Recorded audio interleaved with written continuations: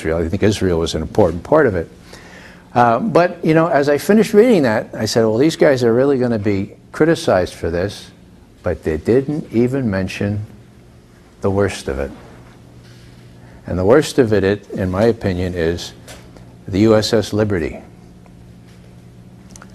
Now, how many of you have heard of the USS Liberty? Okay, a couple. This was a U.S. naval warship that was off the coast of Israel during the 1967 war.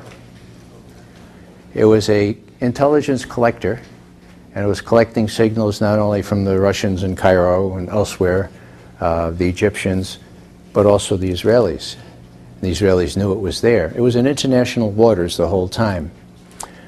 But on June 8th, in broad daylight, some Israeli aircraft reconnoitered the USS Liberty, saw the great big American flag, went back. 2 hours later, Israeli fighter bombers came and did their best to sink it. Then torpedo boats came and tried to sink it. 2.5 hours, the battle raged. Finally, the ship limped back to port in Malta. They didn't sink it. Now, the first thing that those who survived, 34 U.S. sailors were killed. 171 were severely injured. And when the ones that made it back woke up the next morning, they were visited by U.S. naval officers of superior rank and told, if you so much as mention that the Israelis did this deliberately, even to your wife, you're subject to court-martial. We learned that during the battle, one of the Navy fellows on the Liberty was able to get in touch with the 6th Fleet headquarters, and the commanding admiral sent fighter bombers to do battle with whatever was attacking the USS Liberty.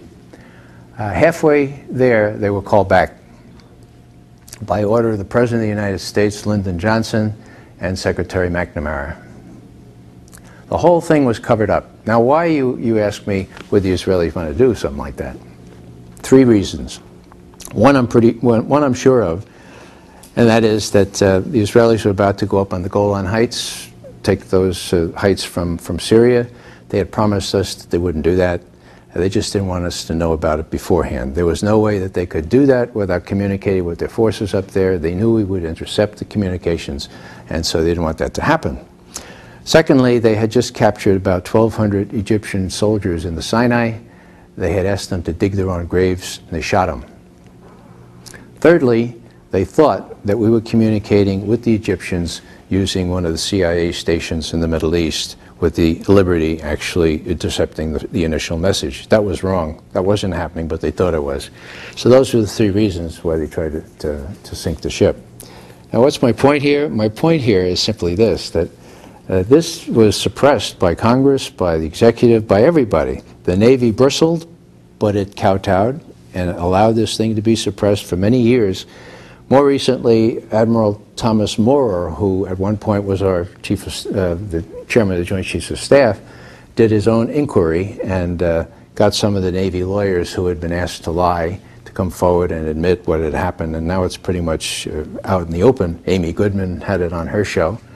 But it's not well known to the American people. So here I am just finishing reading this very scholarly study of the power of the Israel lobby, and I'm saying, my goodness, he didn't even mention the Liberty. Now, I don't know why they didn't mention the Liberty, but it seems to me that in 1967, the Israelis learned that they could literally get away with murder, and that not even if they killed 34 of our sailors would we object. And that's a very parlous kind of alliance to have, if you want to call it an alliance.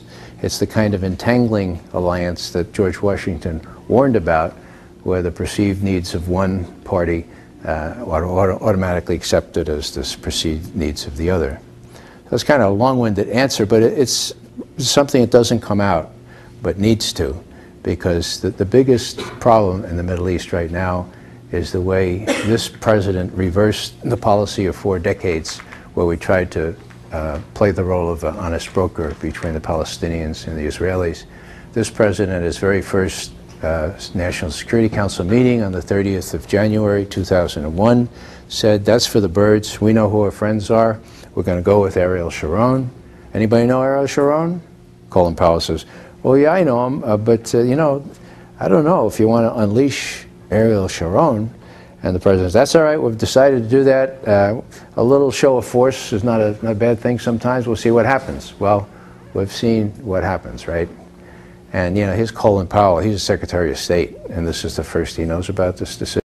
For example, instead of having a guard sitting on the wall with Gaza, that will shoot at any Palestinian that comes near to the wall, they have a special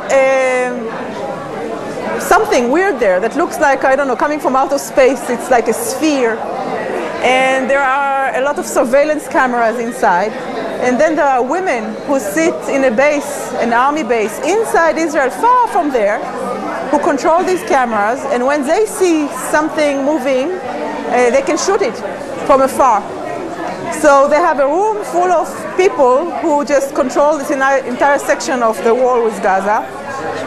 The system is called ro'a yora, which means seeing shooting in the feminine, because it's all women. And it's quite obscene if you think about it.